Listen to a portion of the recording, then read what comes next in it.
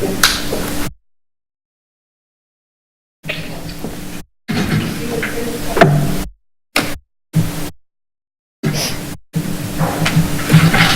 are slippery.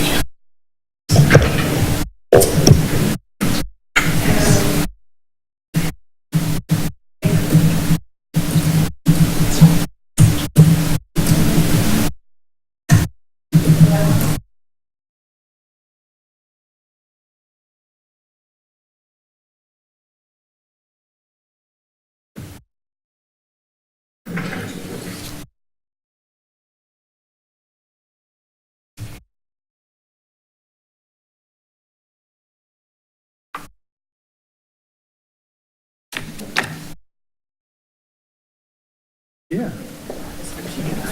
Oh.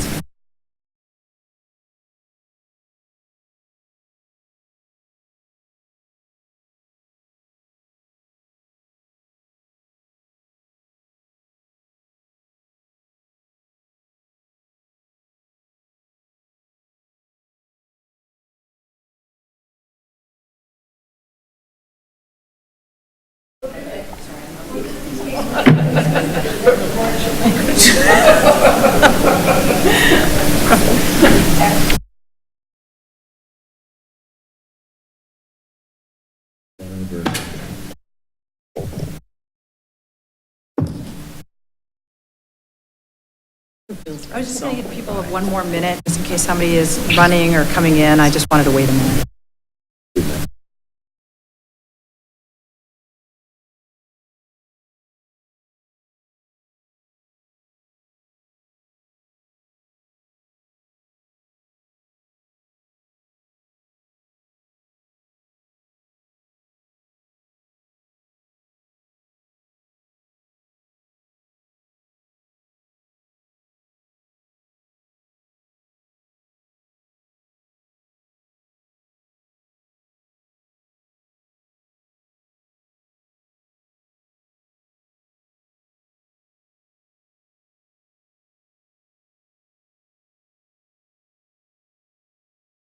I'm going to go ahead and start the meeting. Welcome. My name is Gina Belforte. I'm the mayor of Roanoke Park, and we have Councilmember Stafford, who's in the background, is also from Roanoke Park. And what I want to do is welcome you to the groundwater sustainability fee conversation that we're having tonight. It's our third community meeting. There's going to be another one is scheduled tomorrow night in Windsor. And this is kind of a response to the meeting that happened in January 30th. So before we get started, I do want to let you know that everything's being recorded, and it's being recorded so that folks that can't attend the meeting can actually watch and see what was happening, and then they can kind of get a better sense. Sometimes reading minutes is really hard, but by viewing it, it's a lot easy. But what I do want to ask is if the Santa Rosa Plain board members and advisory committee, if you could stand up and kind of acknowledge who you are, and the alternates as well, because you have a lot of experience. These folks are here so that after the meeting, if there are other questions, and thank you all for being here, but afterwards, if there are other questions, you can identify folks and go up and ask them if you feel there's a question that maybe wasn't answered for you. So there's good news and there's bad news. I'm going to give you the good news first. The good news is that we finally have a chance locally to make sure that there's enough groundwater for everyone all the time, right? That's really what we're trying to kind of do here. The bad news, though, is that we have to figure out how we're going to do that and what the fee is. So California is one of the last states to actually control the groundwater, to manage the groundwater. So we're trying to work through that and figure that out. So there's also an ad hoc committee that has met many times, working things in technical details, providing feedback to our staff and consultants. And tonight's meeting is to discuss the proposed groundwater sustainability fee and a partner proposal to register groundwater users. So you're going to have an opportunity to provide feedback, ask questions, please. There'll be a presentation, and then it's very much question and answer. There's absolutely no decisions tonight. Tonight is not about decisions whatsoever. It's just to get your feedback, and you've got staff up here. I believe you're going to be taking notes. Yeah, Simone is taking notes, so everything will be captured as well. So that's all I have to say. What I want to do is turn this over to Ann Dubé from Sonoma Water, and she's going to take it from here. Thank you. So thank you, Mayor Belforte, for being here. And I just want to welcome everybody here tonight. We see some familiar faces who've been to some of the other meetings and some folks who are new. So thank you for coming out and learning about this. Before we get started, I just wanted to ask you to raise your hand if you are a well owner who uses your well, like a rural residential well owner. You use your well for your home or your garden or something. A lot of rural residential well owners. Do we have any people who live in the city but who use their well for irrigation but use city drinking water? I know that doesn't happen in Roanoke Park so much, but some of the other cities have wells like that. Okay, so no one from that. Do we have any farmers or folks who use their water for ag? Thank you. Then I just wanted to also call out specifically a couple of our GSA board members. We have Director Susan Harvey, who's with the City of Cotati, and she serves on the Santa Rosa Plain Board. Director Stafford, who is on the Roanoke Park City Council, and she's an alternate now. And then, of course, Director Belforte. And I think that's it for our directors. And then you saw the advisory committee members who stood also. Just a reminder to make yourself comfortable. The presentation is relatively short, but there are restrooms out in the lobby to the left, and there's, of course, cookies and water. And just a reminder to silence your cell phone. The meeting is being taped, so it's really helpful if we don't have phones going off. Let's see. The agenda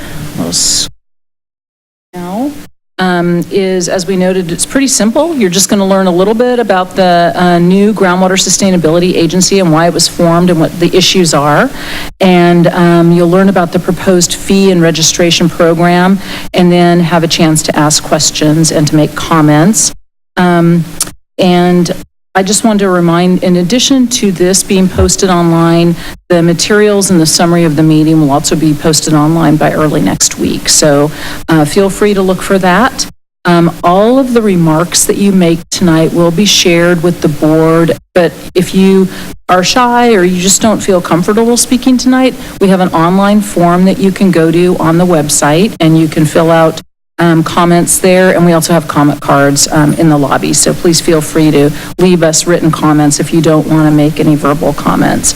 And then finally, the board that is here tonight and the advisory committee members and the staff behind you have worked really hard for more than a year to try to come up with a proposal that's fair, that's efficient, and that's legal.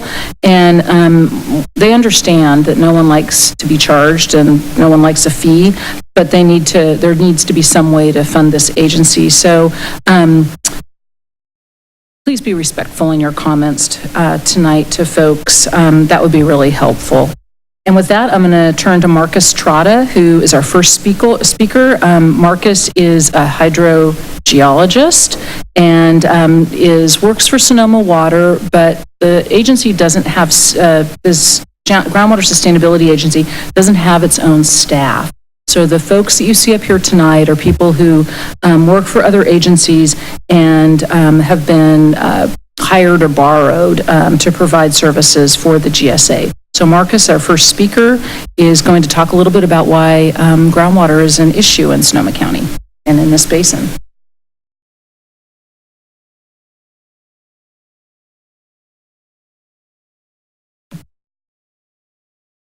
Great, thank you, Ann. Thank you all for being here tonight. And so, as Ann mentioned, I'm going to give basically some background on this new state law, which is ultimately the reason why we're here and why we formed this new Groundwater Sustainability Agency, and how it fits in and how we're responding here in Sonoma County. I'm going to go through the background fairly quickly, and because I'm sure you're interested in hearing more about the fee assessment, but I'm happy to answer any questions that come up during the question and answer period. So as Mayor Belforte mentioned, California was pretty much the last Western state to really develop a comprehensive framework for managing groundwater supplies statewide. And the reason why it came about was really kind of twofold. The main impetus for it was really what was happening in the Central Valley because of groundwater overpumping that had been occurring there and problems that were occurring. This picture shows documents about 5 feet of actual land surface subsidence or sinking of the land surface that was caused by groundwater pumping in the southern San Joaquin Valley Basin.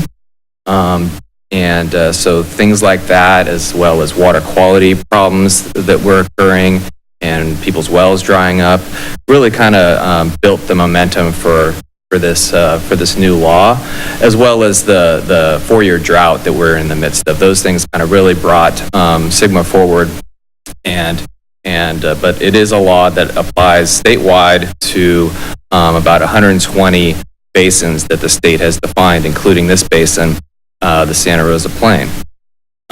Fortunately, here in the Santa Rosa Plain, our conditions are not nearly as problematic as they are in some of these areas. Results from a U.S. Geological Survey study that was completed in 2014 document fairly recent conditions in this basin and really will help us provide a kind of a framework for us moving forward and complying with this state law. That, as well as a voluntary groundwater management program that was developed following that study. Both of those things will give us a head start in complying with this law. But the USGS study did note a few things, including that surface water and groundwater are very closely connected in this basin, and that's something that we need to pay attention to. They noted an overall imbalance in the amount of groundwater being extracted from the basin and the amount of water flowing into the basin, some historic groundwater quality issues, and they also noted that the basin is potentially sensitive to future climate changes. There's also some good news that the study documented kind of right here in the Rohnert Park area. Historically, the city, as well as neighboring municipalities, primarily relied on groundwater to supply their residents. About 20 years ago, they made a switch, and groundwater levels had been dropping pretty steadily before that. Once they made that switch, they started using more surface water from the Russian River, instituted more conservation, brought in recycled water for things like golf courses to offset groundwater pumping. We've seen groundwater levels actually rise here in Rohnert Park, so a little different than the Central Valley. So groundwater is a really important resource. So in addition to complying with this state law, it is important for us to sustainably manage our groundwater resources. It's important for both the residents here in the city who use it for all or part of their drinking water supplies. It's important for farmers who often it's their only source of supply for growing crops, and it's also important for the environment. Groundwater also provides flows to surface water features in the basin and can often help support ecosystems that develop along those surface water streams and wetlands in the basin. And so the Sustainable Groundwater Management Act, SGMA, it was signed by the governor in 2014, had bipartisan support, and went into effect in 2015. Here in Sonoma County, it affects 3 groundwater basins. The Santa Rosa Plain, which is shown in blue up here, which is where we are, as well as Sonoma Valley and the Petaluma Valley basins. The main steps and requirements of SGMA are to form a groundwater sustainability agency to manage the basin, and that was the first step that was completed in June of 2017, which was the deadline before the deadline of June 30th of 2017. And I'll share a little information on that agency. And then the next step, which is the step that we're currently working on, is to develop a groundwater sustainability plan that lays out how we're going to either maintain or achieve sustainable conditions in this basin. And then the third step is 20 years after adoption of that plan to be able to demonstrate to the state that we're either maintaining or have achieved these sustainable groundwater conditions in the basin. And if we miss any of these deadlines here, the state has authority, the State Water Resources Control Board has the authority to step in and intervene in these basins and basically do the management for us and assess fees to cover their costs for that. And as Andy will show you, their fees are much higher than the fees that are currently being contemplated by the Groundwater Sustainability Agency. So the Groundwater Sustainability Agency here in the Santa Rosa Plain represents diverse stakeholder interests. It has a board that's made up of the member agencies of the GSA, or the Groundwater Sustainability Agency, which form through a joint powers of authority agreement.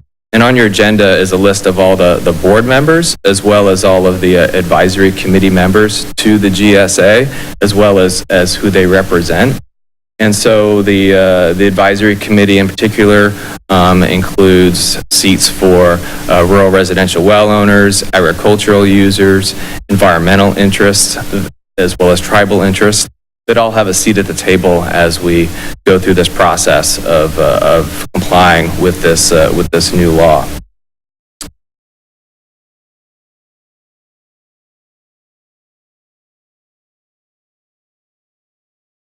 Oops. So what the board and staff and the advisory committee are currently working on is developing this groundwater sustainability plan. It has not been developed yet. We're just in the beginning stages of writing the plan. We have a couple of sections that we've already provided to the advisory committee. They've provided comments on.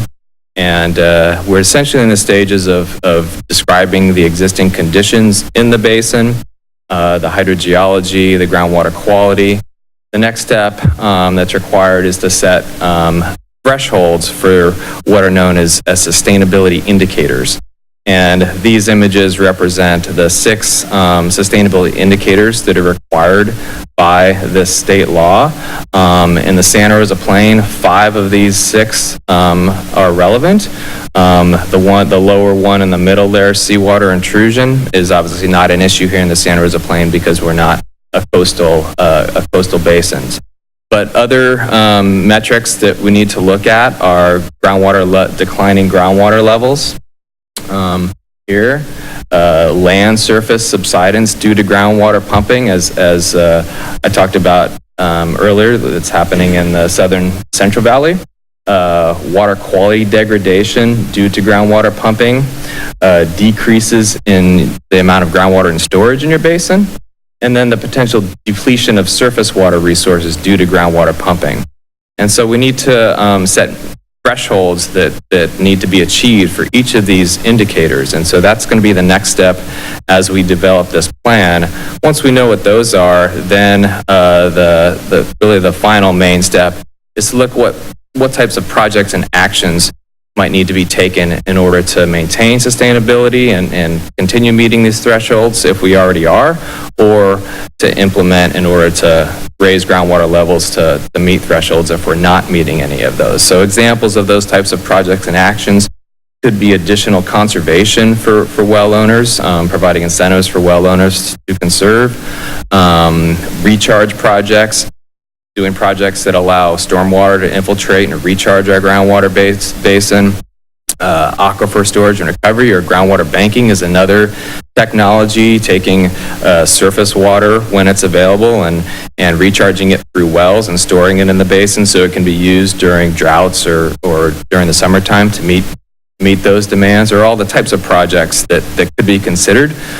Some areas are also looking at water trading, water markets. So there's a whole host of actions that could be looked at, and it's all really going to depend on what the actual conditions are and where we are in terms of meeting those thresholds. If we're already meeting those thresholds, the implementation phase of the plan could primarily just be focused on monitoring, because we do need to continue monitoring to demonstrate continued compliance with the plan. So with that, I'm going to turn it over to to Andy Rogers, who's the administrator for the Groundwater Sustainability Agency. And as I mentioned, I'm happy to answer any further questions that you might have on the background of SGMA and the requirements.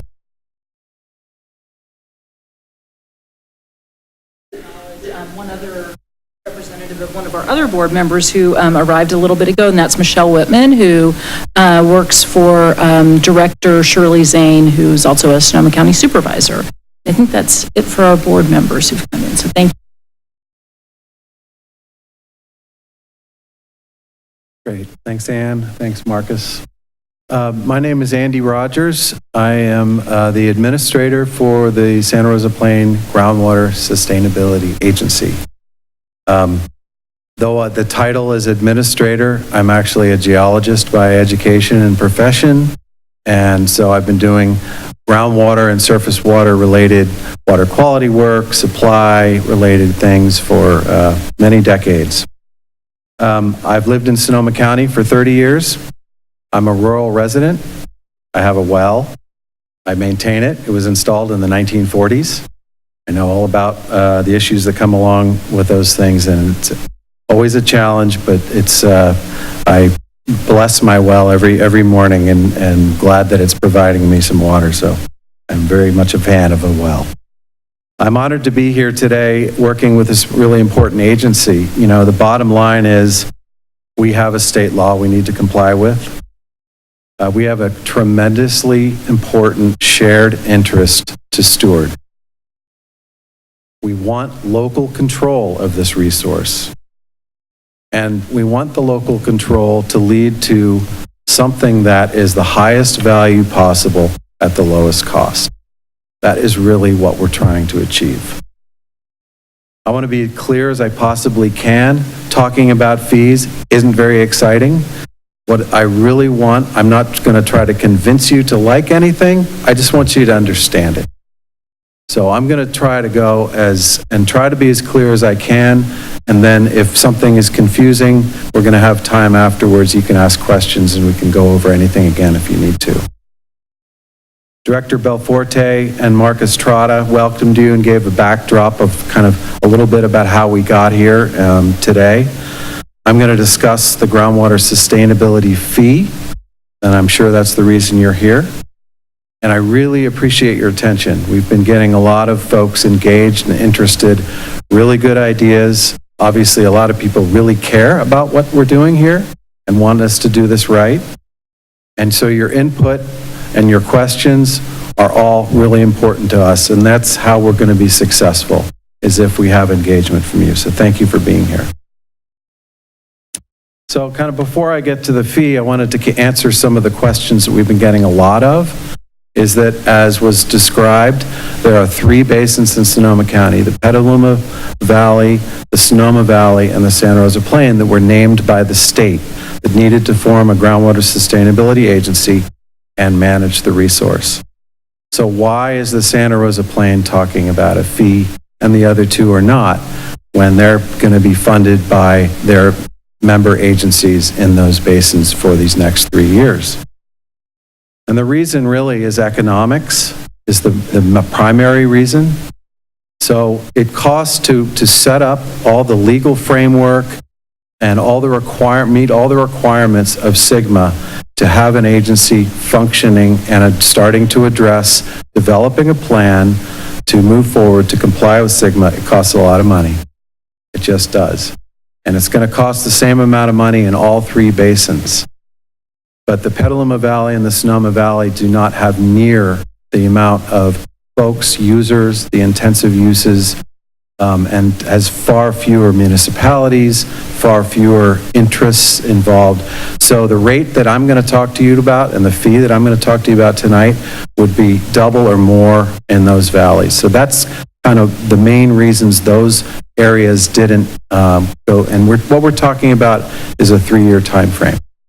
So the Santa Rosa Plain needs to go this route, and hopefully, again, I'm not trying to convince you of anything, but I want you to understand. So what is the groundwater sustainability fee? Really cutting to the chase. I wanted to give you a 1-pager. It's as a fee based on both two things, actual groundwater use or estimated groundwater use. So the unit of measure for that is what you're going to hear a lot about is acre feet. So an acre foot is roughly equivalent to 326,000 gallons. We didn't make that number up. They've been using that number to measure water supply for a long, long time. So these are measures of acre feet that we're going to be talking about. So in actual measurements, that large water users have been measuring their groundwater pumping for decades and decades and decades, reporting those numbers to the state, and those are the numbers that we use on the large water users. But the vast majority of the users in the basin are not that. They're smaller water users, and so we're basing it on estimated uses. So one of the fortunes we have, there's a lot of areas in the West that have developed these things, so there's been lots and lots of studies about particular land uses and what those uses average out to be.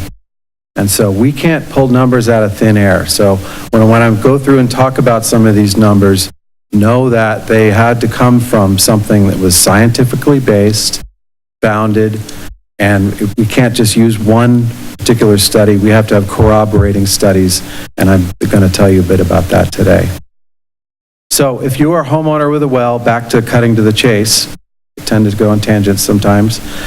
If you have a well and are using water for drinking, irrigating your landscaping, watering your garden, rural residents are going to pay between $8 and $13 a year is what we're talking about today. And I'm going to tell you exactly how we came up with that number.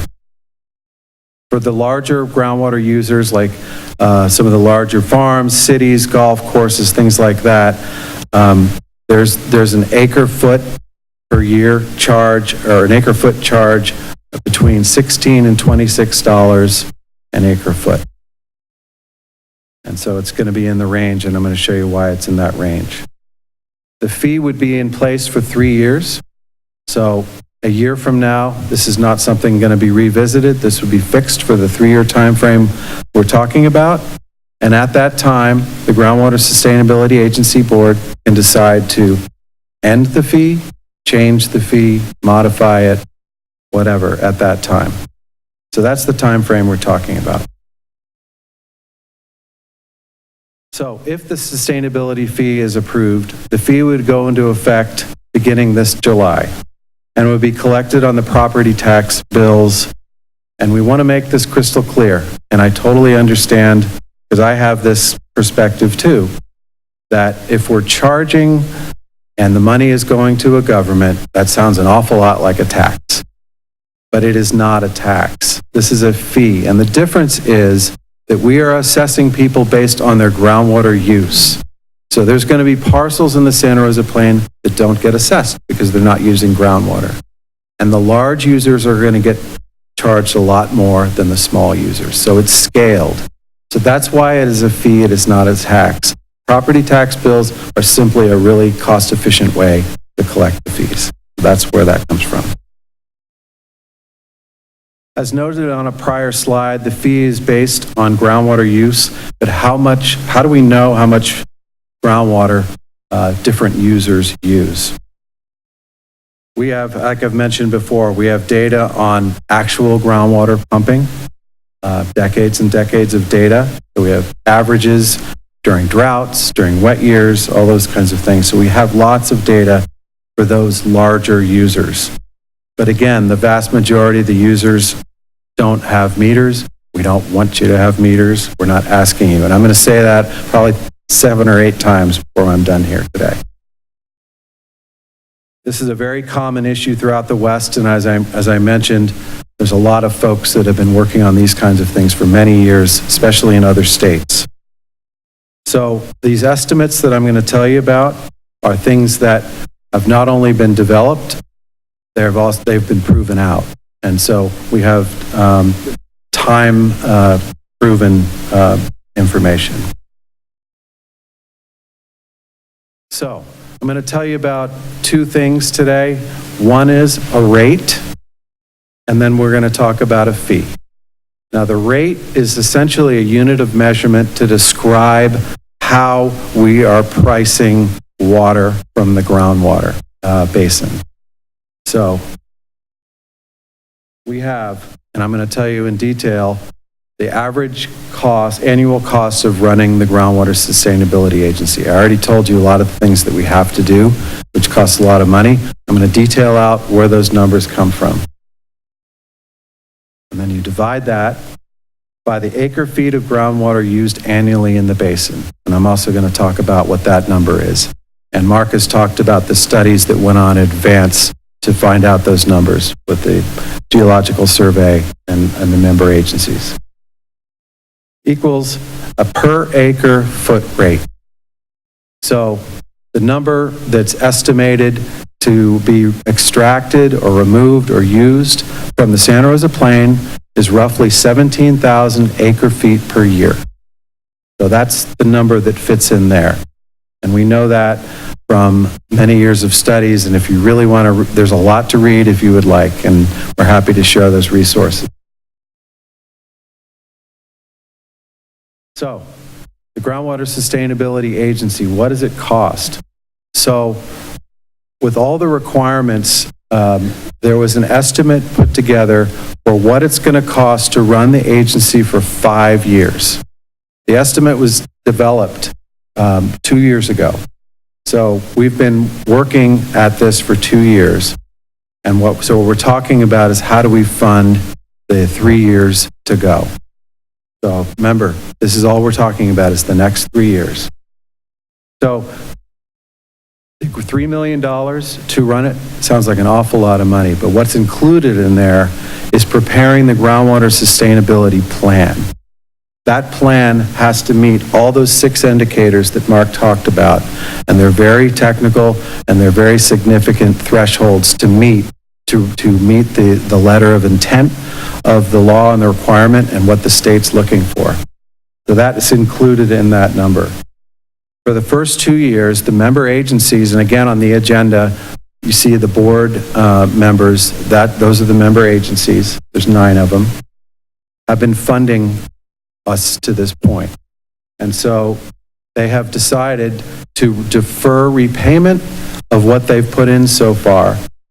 So we're able to discount kind of what we need to cover by almost $1 million. So one of the benefits that I have working for the Groundwater Sustainability Agency is I'm surrounded by a lot of really smart people. So what they've done, and I take no credit for this, but some of these folks do, is they competed for statewide grant funding to prepare the groundwater sustainability plan. So again, this is statewide competitive. We're a small area compared to the rest of the state, so we got out a really good proposal, and they were successful. So it sounded at the beginning like this is a huge unfunded mandate, but our staff went out and worked and pulled in a really big chunk of money to help us get to this point. So that leaves $1 million of the 3 years left that we need to fund. So over the 3 years, if you divide that by 3, that's $337,000 a year that we need to cover. So that's the starting point for, again, kind of going back to the formula, the average annual cost of running the GSA, that's the $337,000, divided by the acre feet of groundwater used annually in the basin, that's the 17,000 acre feet that I mentioned, gives you a little less than 20 bucks. So 20 bucks is the unit of measure for a per acre foot rate. And so I'm going to use that number a lot. So I'm sorry if I'm sounding like I'm talking in second grade or something, but I need to remind myself of this. But when we go, the $20 piece is really critical to how the fees are calculated. So, how is the groundwater sustainability fee calculated? So, again, the amount of groundwater used annually, it's the 17,000, times the rate, which is 20 bucks, or thereabouts, it's actually 19 something, equals the fee paid annually, which is the $337,000. So, that's how the agency, I just wanted to show that the numbers do kind of match back.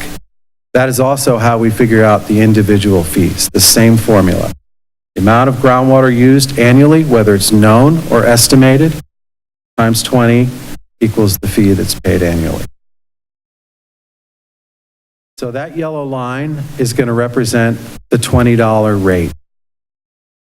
So we are still working furiously to really make sure our numbers are right for all the different users.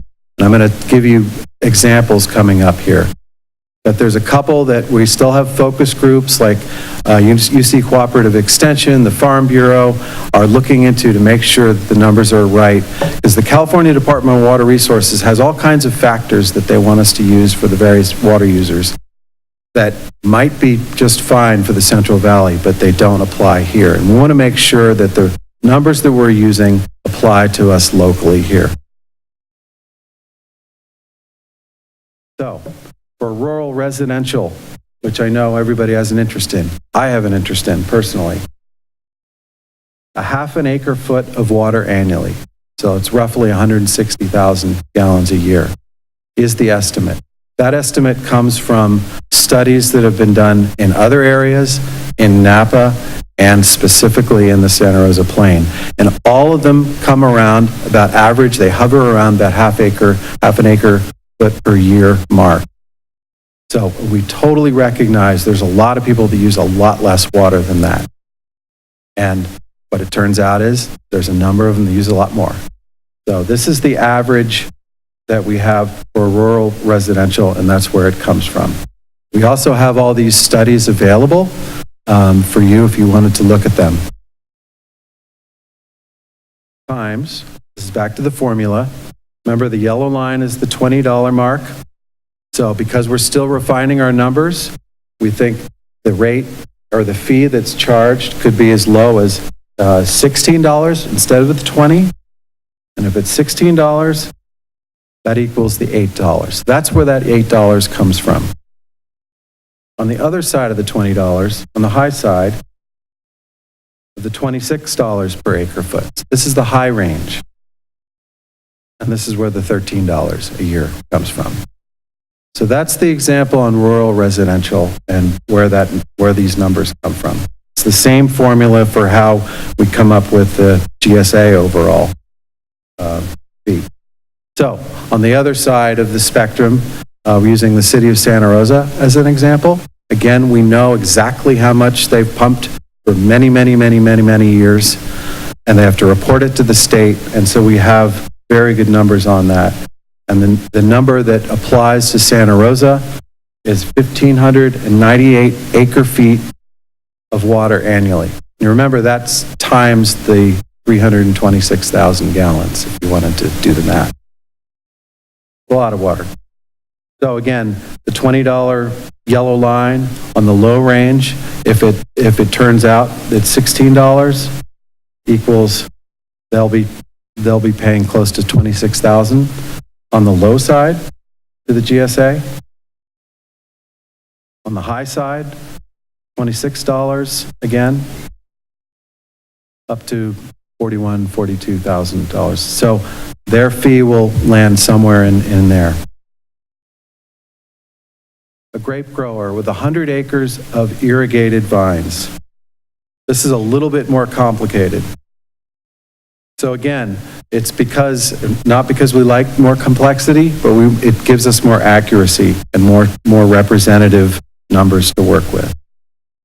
So the types of crops that are grown are considered, and working with published studies, again, the Cooperative Extension, the Farm Bureau, other experts, other studies, the accurate estimates of the water used by crop per acre is where we're going to work with here. And this is called the crop coefficient, and you farmers know a lot about that. And that crop coefficient varies by the crop. So, in the case, again, of a grape grower with 100 acres of irrigated vines, the factor or the crop coefficient we have here is 0.6 acre feet of water per acre per year. So Initially, it looks like, oh, it's just 0.1 more than rural residential, but no, it's not, because it's times per acre. So in this example, by 100 acres, that means 60 acre feet per year. Times, again, the low of $16 rate equals $960. On the high side, same example, $26, could be as high as $15.60. And again, that $20 area is where we think we'll probably land, somewhere in there, but we're not done yet. So we don't want to tell you something that's going to be falsely low later or way too high later. So this is where the range that we believe we're going to end up. Now, I think I saw some hands of farmers in here. I want to mention here, before I forget, that one of the things our board is asking and recognizes is that small farms are really, really important to Sonoma County and this basin. And so we're developing right now also a grant program through the Farm Bureau to possibly have some hardship money for offset. We don't know if it's possible yet, but we're trying to work on it. So we're hearing these kinds of inputs and we're working on to see what's possible. There's a lot of legal challenges in doing things like that. We want to make sure you hear that if you've got things that are relevant to keeping our county going and viable, we want to hear those kinds of things. So, Marcus alluded to this a little bit, but the state was kind enough to provide us with their schedule of fees if we did not comply with SGMA, and they would come in and do it for us. So this is the comparison of what we're presenting with you to you tonight to what the state schedule of fees are. So in the center column, you have the rates, and I haven't talked about urban supplemental irrigation wells. I don't know if, is there anybody hooked to water supply now and has a well also? That's what that means. So the rate would be somewhere between $1 and $3 a year. That's what that comes out. So you compare that to the state, where for every well owner, they would charge $300 as a base fee, and they have a $40 per acre foot charge on top of that. For rural residents, it's $100 a year, as well as urban supplemental irrigation, $100 a year. It gets worse because what this doesn't include is the groundwater sustainability plan. We would still be on the hook locally to prepare that plan. So our board, I think, wisely chose to not go that route. So one of the things that, one of the complexities that I want to tell you about is that we cannot assess fees on what's called, and it's a fancy Latin word, I'm not a big fan of it, but de minimis users. Just means minor users, little user, compared to all the others. But so I'm going to say de minimis, and I'm, like I say, but it's the legal definition. And what it is anybody who pumps less than 2 acre feet a year, so 652,000 gallons of water a year or less, is considered a de minimis user. So rural residents fall into that category, as well as others do. So for us to assess a fee on de minimis users, we have to regulate. And I do this air quote thing because that is the threshold that we need to meet. We need to ask something of our constituents, and that's considered a regulation. So our board said, if we need to do this, we need this to be the least intrusive, the most simple, and hopefully the clearest program absolutely possible. And so we believe we're getting there. And so I want to tell you about it, and if you've got input on that, we're here to hear it. So it's a simple, this is the kind of our working definition. It's a free program. There's no charge. And it's a one-time registration, which I like to call participation, not registration, but it is a registration program that'll allow us to verify basic information about groundwater use. Now, there's a lot of parcels, a lot of uses, a lot of different kinds of uses. We are working overtime to see if we can get it as right as we possibly can. We probably won't get everything exactly right. This program allows us to correct the information. You can tell us what's the correct information if we're getting it wrong. So what this means is if the sustainability fee is approved later this spring, the groundwater users in the basin, and I don't know if you saw the map coming in, how the line is defined. I didn't really talk about that, but it's a really funky line. It doesn't follow any roads. It doesn't follow any city boundaries. It doesn't, all the things that we're used to. It doesn't even really follow any watershed marks. It's surface geology as mapped by the state. They drew that line, and so that's the map, that's the line we need to work within. So parcels that are within or straddle the line are the ones we're talking about. If your property is outside of the basin, then you're not in the Santa Rosa Plain. So we will send a letter to those on our list that includes the parcel number, the address, the parcel size, the type of land use. Again, that is one of the ways that we define groundwater use, is by what the land use is zoned as. If the information is correct, the users can do nothing, or let us know what the correct information is if it's wrong. We also would love to know more if we could. I know we've gotten a lot of comments that, well, gee, I'm really, really frugal with my water and I manage it really well. I want to tell you about how much I use. I want to tell you how big my well is, how deep it is, and you see that I can live on very little. That information is hugely helpful because one of our roles is if we do hit another drought period, if there are issues where water levels are dropping and wells are getting compromised, we can help correct it. We can certainly identify it. So this registration program is an ability to let us know what the correct information is, and if you wanted to, on a voluntary basis, give us more information. The other piece of this is we're making it online friendly, and we're going to be having a number of agency partners, and I'm going to tell you about that in a second, that can help with this.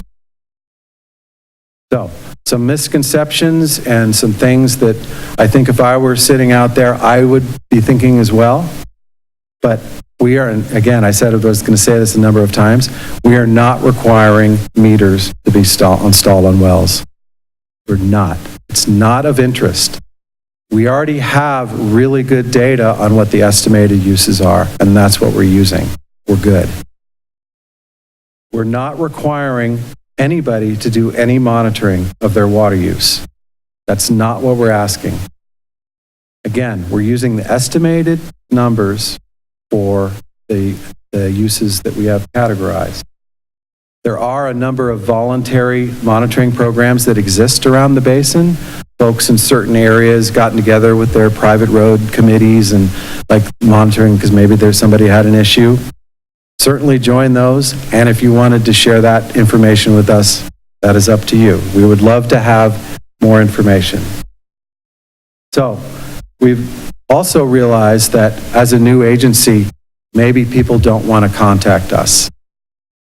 They're more used to talking to the Agricultural Commissioner's Office or Permit Sonoma, so we are coordinating with them, and there's going to be staff at those agencies also who can answer questions, provide information, and whether it's the registration or questions about the fee, they can certainly help you find the answer. And we are, of course, are always available. So, again, I'm going back to that de minimis term, but wanted to give you kind of more of the background, some bullets. But SGMA, again, that's the act that California passed, requires some form of regulation to assess rural residents and de minimis users. So that's the reason for the the groundwater user registration program. Again, 2 acre-feet a year, that's the threshold and less. And that equals 24% of the total extraction every year out of the basin.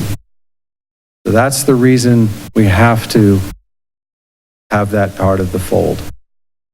So that's a lot, that's a big portion. So I mentioned 17,000 acre feet a year come out of the basin. 24% of that is from de minimis users. So, and even though we're all smaller users individually, collectively it's a very large part of the picture. So, and as I mentioned, as we get more information and better information, so when it's corrected or we get additional information, we're going to be able to do our job better. And again, even if we wanted to meter your wells, Sigma does not give us the authority to do it, even if we wanted to. So that's in California law. So that's kind of the overview. Again, I hope at least it made sense what I said, but I'm sure you'll tell me if I didn't, and ask questions. The next steps on this are that the next week our board's going to really want to hear us. They've told us they want to hear what, and they've been at every board meeting, so they know too. But we want to hear, and we're going to collect all of your information, put it together, and feed that to the board. And giving them the same basic show here on here's our methodology for the fee. Here's how we figured this out. We want them to consider, does this sound reasonable? Does it sound like we're on the right track? And what did the public that we had this is the third of 4 public meetings, what did they say? So tonight is about that. In April, it's possible that we'll be looking at a considered approval of this. And like I said, if it's approved, then in July is when it takes effect and then shows up on the 1920 property tax bill. If you haven't been to our long URL, I encourage you to go there. There's a ton of information there. It's a bit overwhelming. One of the things that's going to be added that I'm pretty excited about is we're going to add an interactive map. So you're going to be able to click on and add in either your APN or your address, and you can see, are you in or are you out of the basin? That's one of the main questions, because these maps are neat and everything, but it doesn't really dial it in. So I know that folks really want, especially the ones living close to the border, which I do, needs to see that. So we're going to be providing that pretty soon. So keep an eye out on the website for that. So I'm going to turn it back over to Ann, and really looking forward to hearing you, and thank you for listening to my presentation today. Thank you. Just going to make a little adjustment in the room, and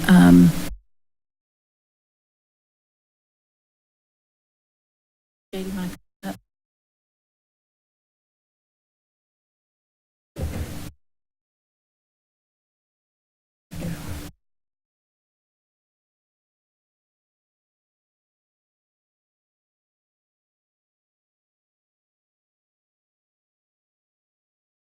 Just now is kind of, let me see if I can get. See, is that? Oh, good, thank you. So just a reminder, we'd love to hear your questions and your comments. And all the questions and comments, Simone is taking notes. Those will be shared with the board at its meeting next week, and they'll be available online also. And so we also have online a comment form that you can just go to the website and you can fill out a comment online, or there are cards that you can also write your comments. And so because we want to make sure that everybody has an opportunity to speak tonight, we're going to give everybody one chance at the mic, and you can have 3 minutes, and we'll be keeping time. And come on up and ask your questions and share your comments.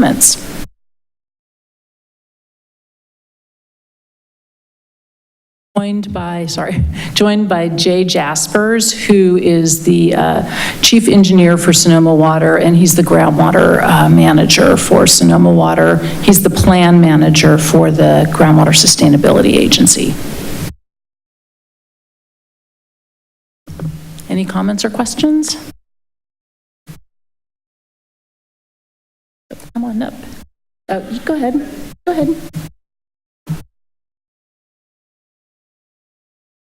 Somebody's got to start it off. I guess it's me. I am a property owner, and our family owns property, both rural residential in this groundwater plain here in the city of Rohnert Park, and also in the Petaluma plain. So obviously, we're going to be shelling out some money over the next few years. Couple of questions. Number one, let's talk about the big fish, the big user. It would be interesting to see a breakdown of what the Grayton Casino, what they're going to be paying based on the examples that you gave up here. You'll have your opportunity. And then also to the mayor here in Rohnert Park, the amount that Rohnert Park will be paying based on the amount of water they pump, is that going to be passed on to the ratepayers? And if so, what are we looking at as homeowners and property owners in Rohnert Park? Is it anywhere near the 8 to 16, or is it going to be higher or lower? And then lastly, what happens when all is said and done and we collect way too much or way too little? What are we going to do? So a lot of unanswered questions that weren't addressed tonight. Thank you. So, Jay, do you want to take on a couple of those questions? Well, in regards to the Rohnert Park question, I am going to defer to Mary Grace, I think, to speak for her city. But you saw the total charge, and then if you want to answer the question about how the city will handle that. Sure. Mary Grace Pawson, I'm the city engineer for the city of Rohnert Park. Rohnert Park pumps annually on average very similar to Santa Rosa, so that 15 to 16,000 acre feet is very similar to our pumpage rate. So we're anticipating charges of $20,000 to $40,000 a year. We knew this was coming. It's factored into the rates that the council set about a year and a half ago. So we do not expect that this particular new mandate is going to result in a rate increase for our customers. And our customers have been funding the city's local groundwater management for quite some period of time. So there's a lot of activity that's been in place for a while. And we again, we expect to pay our share of $20,000 to $40,000 a year towards the Groundwater Sustainability Agency, but we don't expect that that's going to be an immediate rate repercussion. And then in regards to the Grayton Rancheria, as you know, that's a sovereign entity that Sigma is a state law, so Sigma does not legally apply to them. So legally, they cannot be assessed a fee. They are participating in monitoring programs and are also participating in the advisory committee, so that in coordinating their operations with the operations of the Groundwater Sustainability Agency. And also there was some funding before Sigma that was negotiated between the casino and the county on some groundwater, some fees to help with groundwater programs too. So they are funding some of the neighboring monitoring programs in conjunction. I think they are working with the Resource Conservation District and providing some of that monitoring. I think we had a question right here.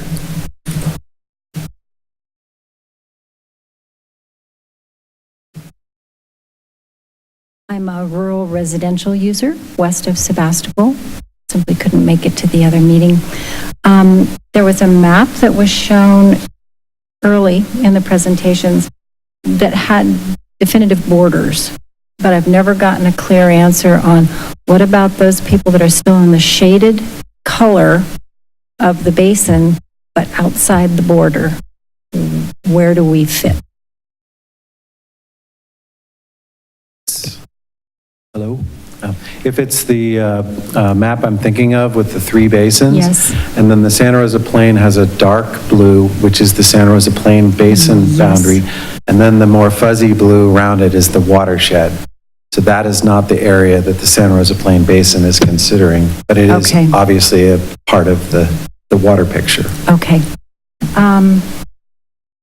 If the basis of the usage estimates is, let's say, determined 2 years ago, and then we get 2 years like this year and last year, how nimble is your model? Because I find that frequently the models are not dynamic, and we end up 10 years carrying forward data. You know, what we're using as the databases is completely incorrect with reality. And since you will not be monitoring individual wells, we need to know that the model can react within a reasonable period of time, or else our actions are not going to be appropriate. Marcus, do you want to respond?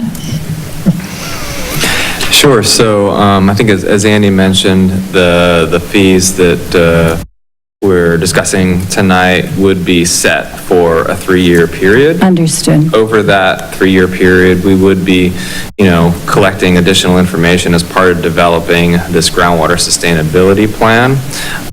Once that plan is in place, then the GSA, I think as Andy mentioned, can decide to continue those fees, change them, reduce them. It'll all depend on what's required by the plan. If there's implementation projects to fund, then that could change how fees are assessed in the future. But so that we envision that there would be a second fee study kind of as we're completing this plan, and that second fee study could include, any additional better information that we gain through this next 3-year process of developing the plan.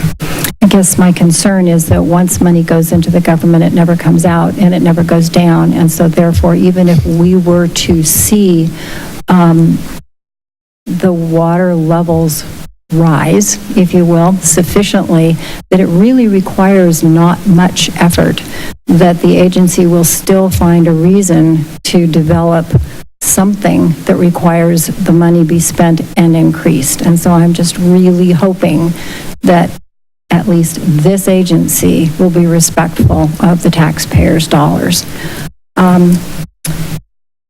What happened to the questionnaires that we filled out a couple years ago in terms of all the data gathering? Because those were lengthy and really comprehensive.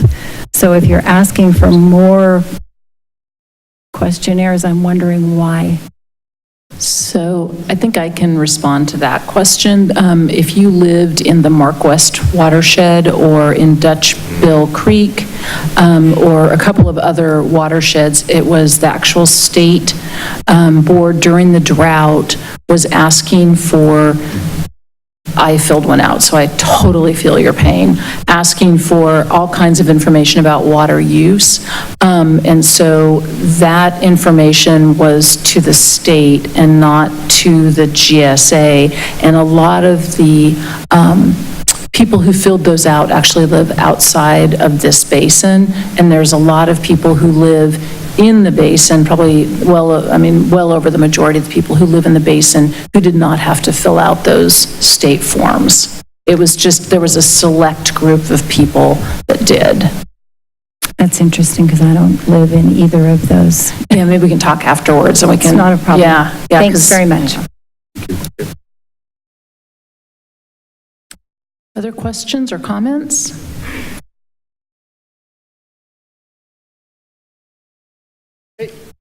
First off, I'm completely opposed to this entire thing.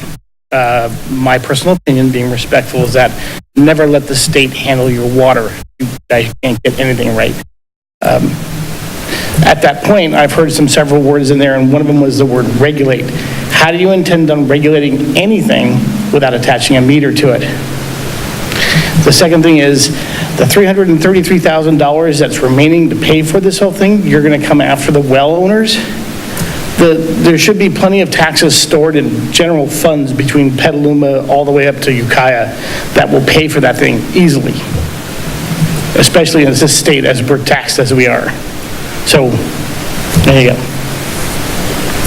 I can take on the first question for sure. So the regulation, I know what you're saying. And so defining what that means is something that we worked really hard on because we want to define what was the least intrusive, simplest thing that we could do and pass the threshold of technically regulating. So that is the request for information, And so that is our act of regulating. So that's what that is. Okay. I don't trust you. I respect that. Hi, again. First question, or actually I'll make a statement that I disagree with being told that I have to pay for water. Second thing that I want to say is I disagree that you are there telling me something that I need to do about my property, but I did not vote you in. I do not know how you got your jobs, and I have no control on that matter. So, first question is, the first time that I heard the presentation by you, Jay, you said that you were saving us $600,000 because you didn't want this to go to a vote. Is that correct?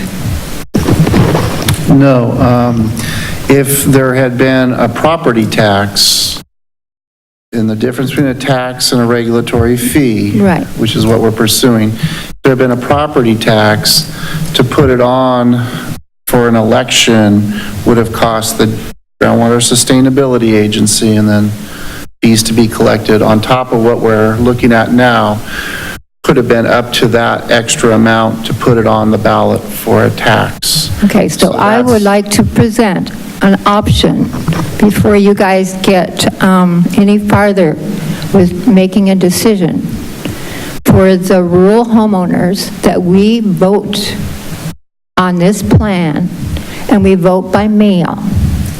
It will cost you very, very little to do that. You might get a lot more yeses than nos, you don't know that, but I think that it would behoove you to have us on your side. Second thing is that I want us to say something that I wrote from my heart. Water is a public trust. It would be reasonable that those that make a profit on use of our public trust would pay for that. I do not see that in your plan. After a certain amount of, the percentages of the water that is being taken out of our groundwater and not being charged for, the amount of money that wineries are making on our water is not being charged. And they make thousands and thousands and thousands of dollars of profit. And you're basically saying that 9,000 well owners at $20 for each well owner is going to give you your $100,000. You could probably go, no, that's not, 20 times 9,000 is about your $100,000. Well, I just wanted to just point out that we also have the acre-foot charge for those larger users. Yeah, but that's still minimal of what they could pay. You know that. It's like looking at, this is the fairy tale that we're playing right now. You guys are the kings. You have the coffers, you have the gold, and you're coming after the peasants and saying, we still need to tax you some more money. That does not feel good. It does not feel good to do that. We want to have some say in what we do. And the second question that I have is that if we, which I think your 24% is way off, how can we get the numbers real? Because if it's 12%, then that 12% is a minimal amount that everybody else is doing. And how do you know that the wineries, how much they're using? Because you're not metering them. And if you are metering them, you're not giving us the numbers. So I want real numbers. I don't want things coming out of, I don't know where you guys are coming up with this information. And so I would like to see that. And I also was wondering if you could put on your website the statistics that Bob Anderson came up with to create the pie of the 24%. Because I would like to send all of the people that I am starting to educate about your plan to your website so that they can read that and understand where they're coming from with the 24%. Thank you.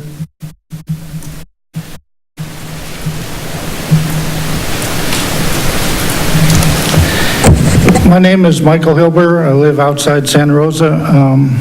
I do have a question, but I'd like to start with a few comments. At 1,600 acre feet per year Santa Rosa gets from the ground, you need a big well for that. And I understand that the water agency, in addition to extracting from the river, they have groundwater wells also near the laguna, I think. So the point is, from my perspective, it's the industrial and the municipal users with the big deep wells that are really the issue, and they need to be monitored and potentially restricted. And then not the rural residential users who use a piddling small fraction of whatever rain, falls on their property. I'd like to point out for the public who may be watching that this board's under control of Crooks aligned with the Sonoma County Alliance.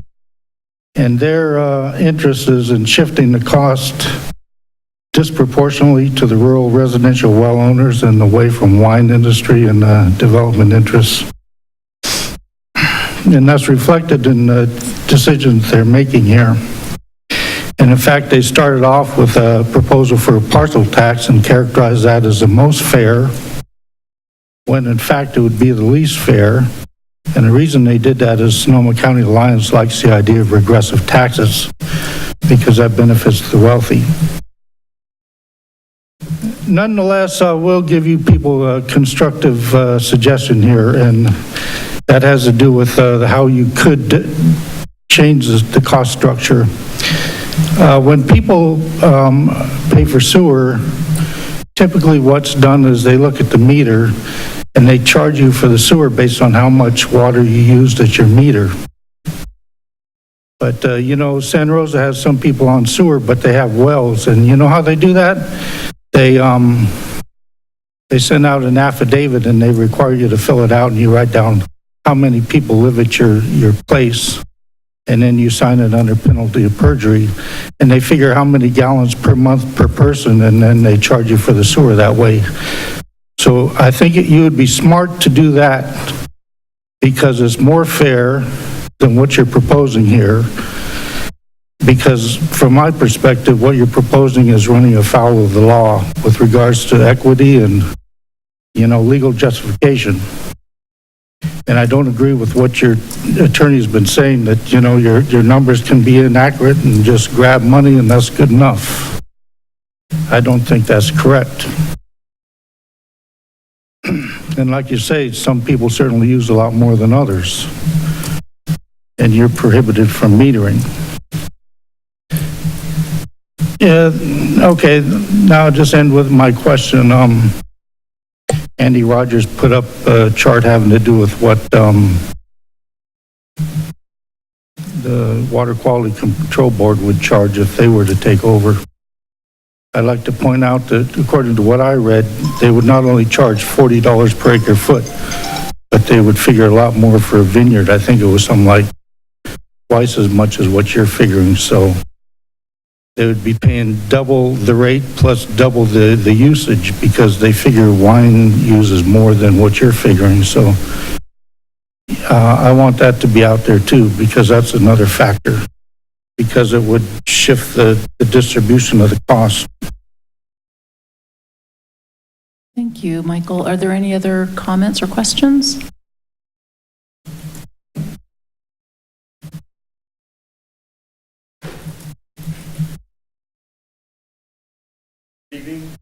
Dave Jackson, rural residential, just east of Roanoke Park. First of all, I'd like to say I really support this program. I think you've got a really good plan going. Minimal costs, one meal a year to pay for controlling the water. A couple of questions was, what's the definition of rural residential versus agriculture breakdown?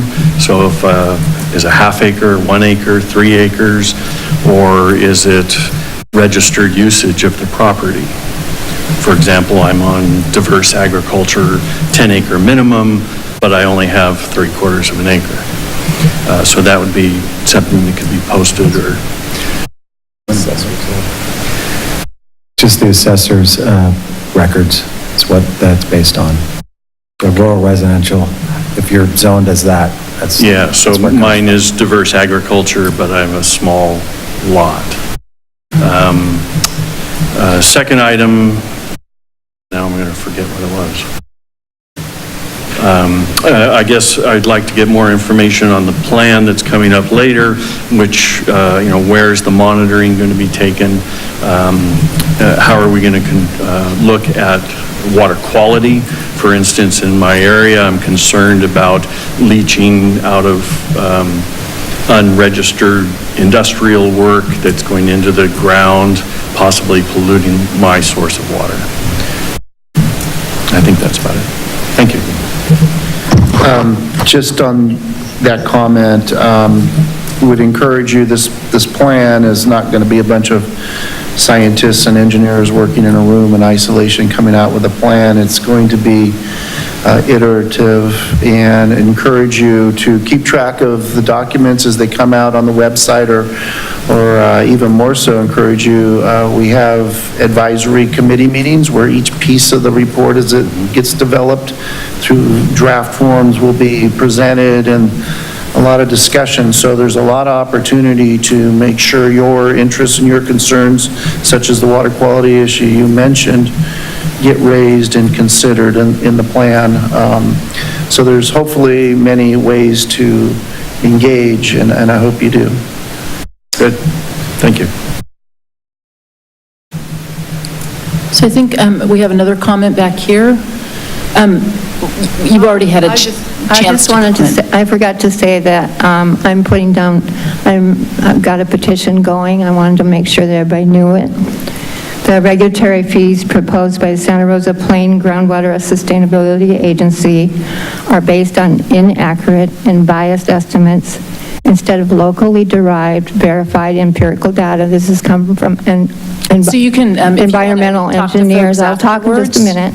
We hereby demand all those on the board that have vested interests, financial or otherwise, recuse themselves from any further voting until their positions can be replaced.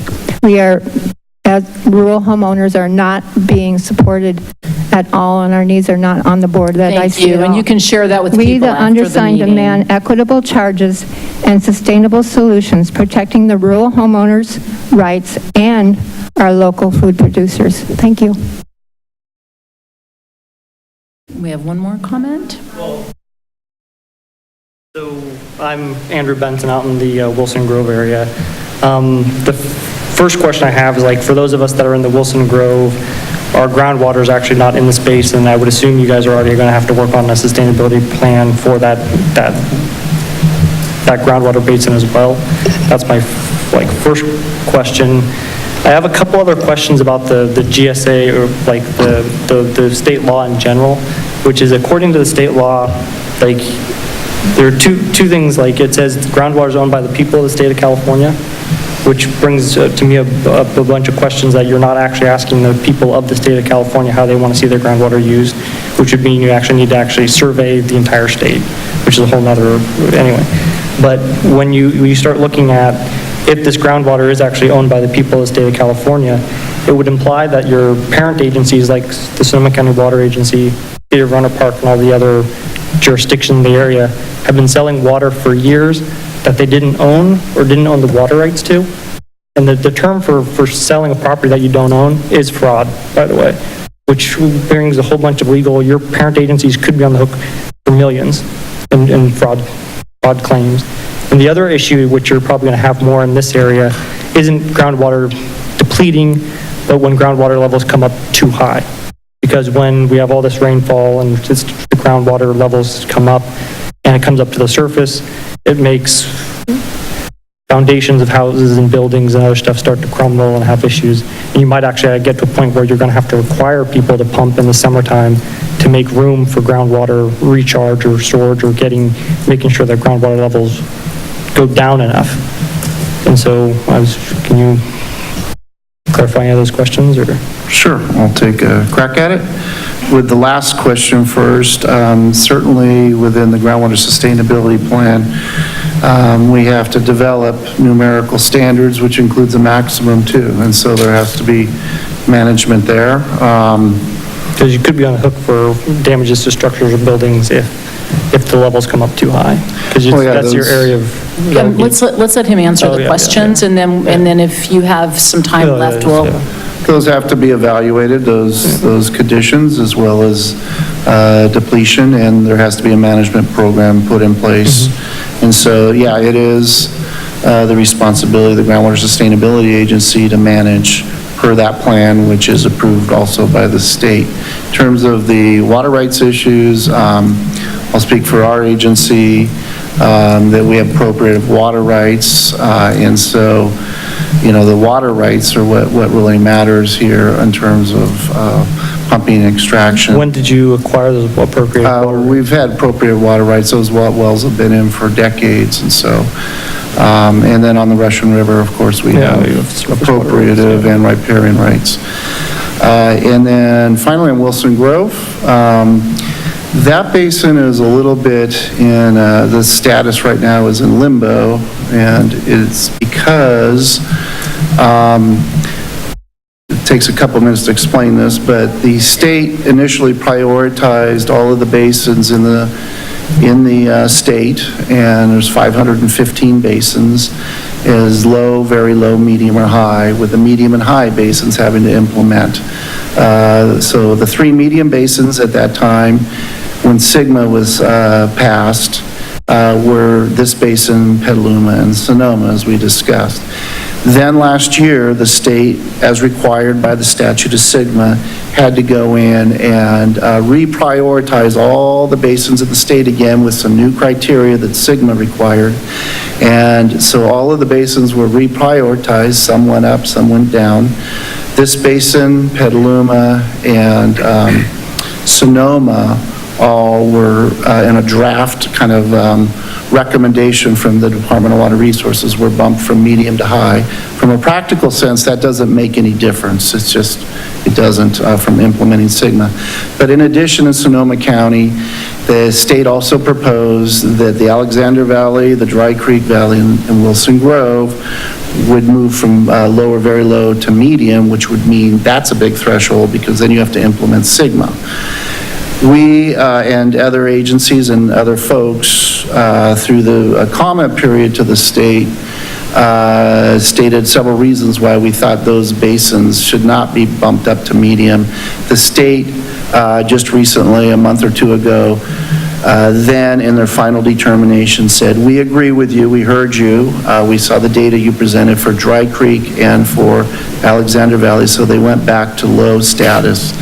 Wilson Grove, however, because basin boundaries were changed, at about the same time, they had 2 processes going on. City of Sebastopol and 3 mutual water companies decided that they wanted to request the state to change the boundaries to be included into this basin, which was approved by the state. And also Petaluma was straddling Wilson Grove and Petaluma Basin, and they also petitioned to all just be completely in Petaluma Basin and not be partly in Wilson Grove.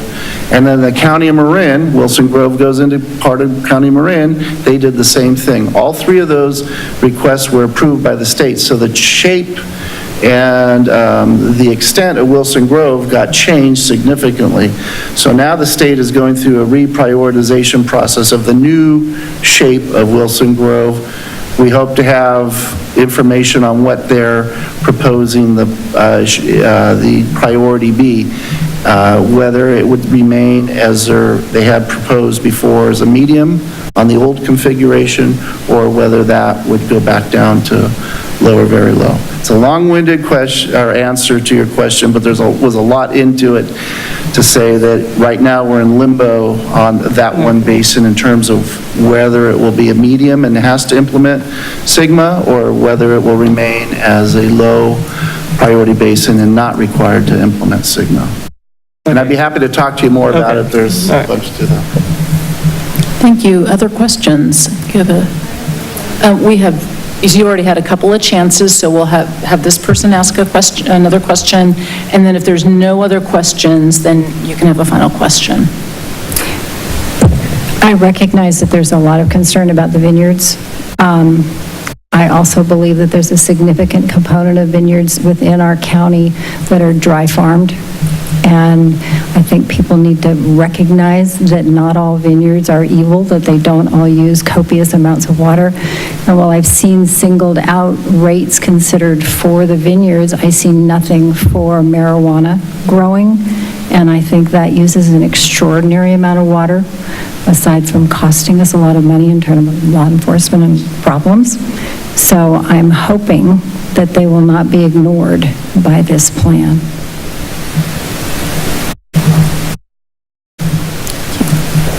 And does anybody else have any final questions or comments? Oh, we have a couple more people, so why don't you guys come on up first and...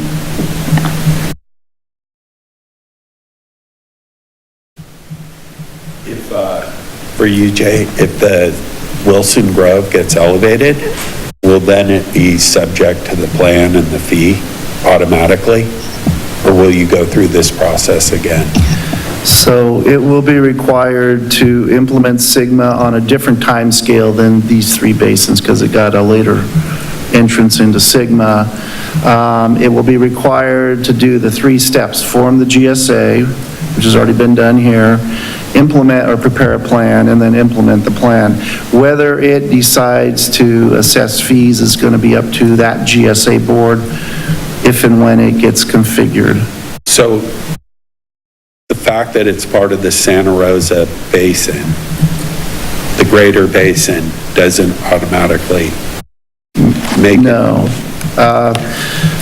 Sigma, for better or worse, it's just the way the law is that we have to deal with, says that it's the jurisdictional boundaries of these GSAs are these groundwater basins as identified by the State Bulletin 118, which was developed by geologists for really different purposes, but it was the only thing the state had when they wrote the law that identified where groundwater basins are.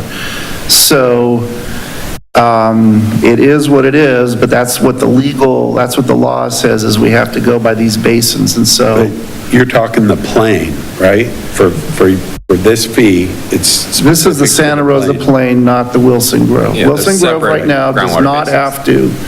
have to implement Sigma at this time until the state comes in and decides. But isn't that area part of the basin? For instance, it was analyzed in the USGS study. No, so there are, the USGS study looked at the watershed for the Santa Rosa Plain. Yeah. And that watershed extends partway into the Wilson Grove groundwater basin, but it doesn't include that entire groundwater basin. The Wilson Grove groundwater basin actually extends out pretty far towards the west. And so that's actually a separate basin. And the portion that's subject to Sigma, the Santa Rosa Plain, is just the Bulletin 118 portion of the basin, so it does not include the watershed areas. Okay. Yeah. It's pretty challenging. Yes. It is. Let's see, we had another comment here.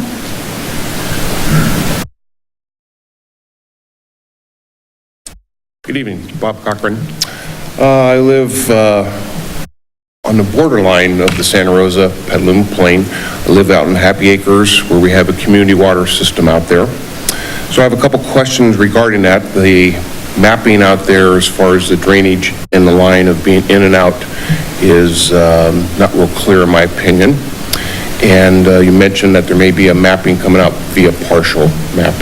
Is that due out before the July implementation of this? Oh, we're hoping possibly even next week. Cool. Yeah. Okay. The second question was, people who have private wells on their property and also receive community water, is there a adjustment or something going to be done with them if they're not using their well, if they have it turned off, isolated, and they're only using community water? So basically, they have 2 water supplies on one piece of property, one parcel. Yeah, that would be a supplemental.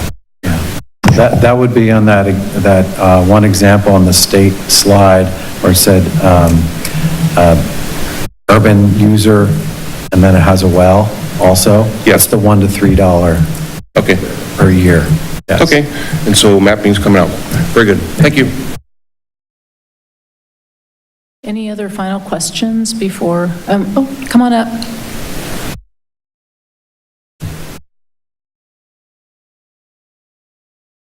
Hi, really quickly, you guys mentioned for small-scale farmers about grants and things, so I just want to know, is this where I should go to keep in track, updated for my options or, where would you send me online to stay on top of all of this for the progress in that regard? Because, this is already difficult enough as it is.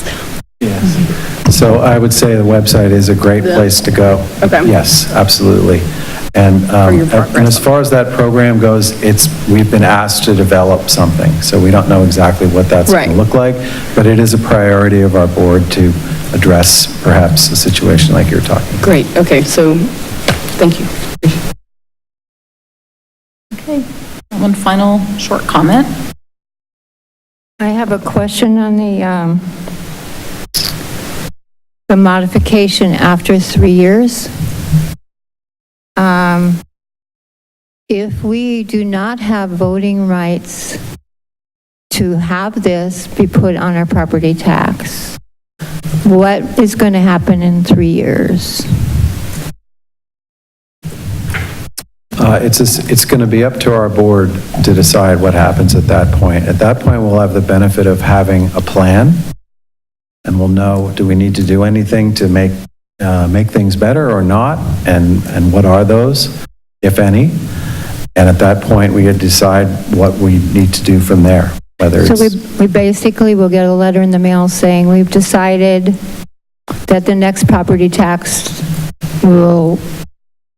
No, I think Marcus alluded that at that time there'll be another study, and there will be something that people can participate like you are now, again, and comment and talk to board members. But when we comment, nothing changes. I don't have a way to say, there's some people on the board right now that I do not agree, that I don't think they have my best interest.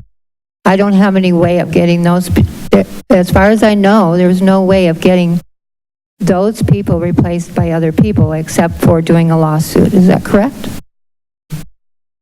I don't know about perspectives that I can speak to, but I've written down a lot of things that you've said, and I really appreciate the ideas from you and Michael on the voting piece. So those are part of things we're giving to our board to consider.